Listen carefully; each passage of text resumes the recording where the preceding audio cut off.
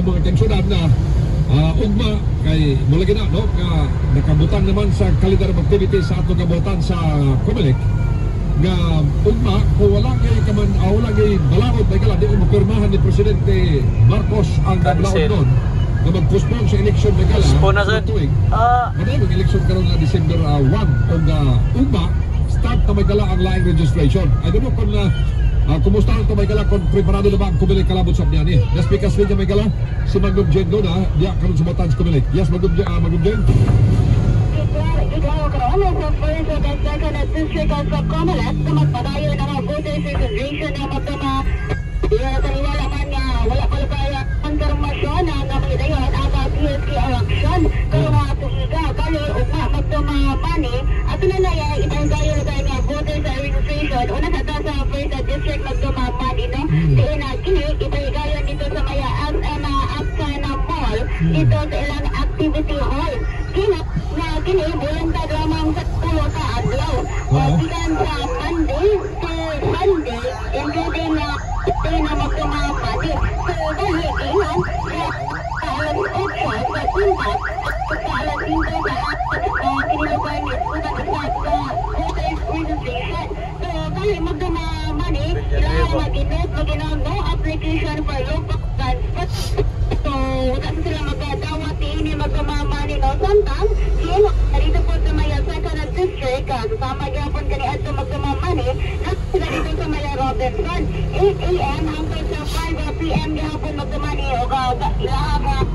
pinalabang orasan sa kinilugan nga pagdawat kinilugan nga voters registration o gani naa sa August 1 sa August 10 gyapon ng adlaw nga cover dani ini so kali magtumamani na taliwala man na wala pa'y confirmation pero gingon nga sundan nila ang calendar activities na gipagawa sa Commission on Election so unsa man nga calendar activities magtumamani so October 1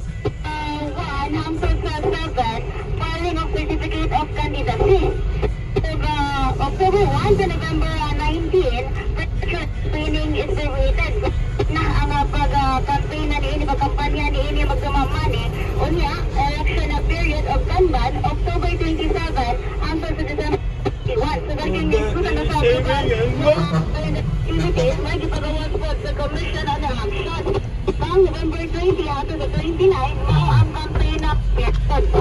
so kaya no gigabot siya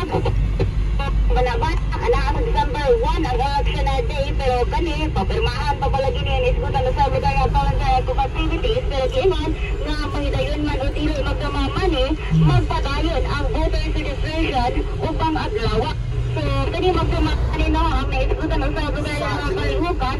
kahit gino sa napulo ka adlaw so giagaw nila karon na magtumani ang katulugang magpa-register nga dili kin sila magpalangay-langay tulukay sa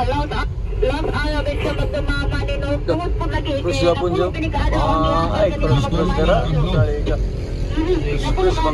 ilang gituhan na okay na lang pulo ka adlaw nga makita na nila ang mga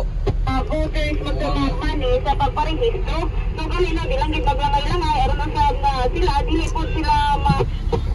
maagdan o cut off tungod kay ito magtumamani ang ilahalog oras lugar na sa pagdadawat hindi pong mga magparehistro pero kung nasa mga alas 4 alas 5 nakaabot pa ka ipakurot ng po sila magtumani no ang kinilugar na iskutan na sa magparehistro aron na sa mga dipon masayang ilaha po lugar nga oras pagdaligan na iskutan na sa mga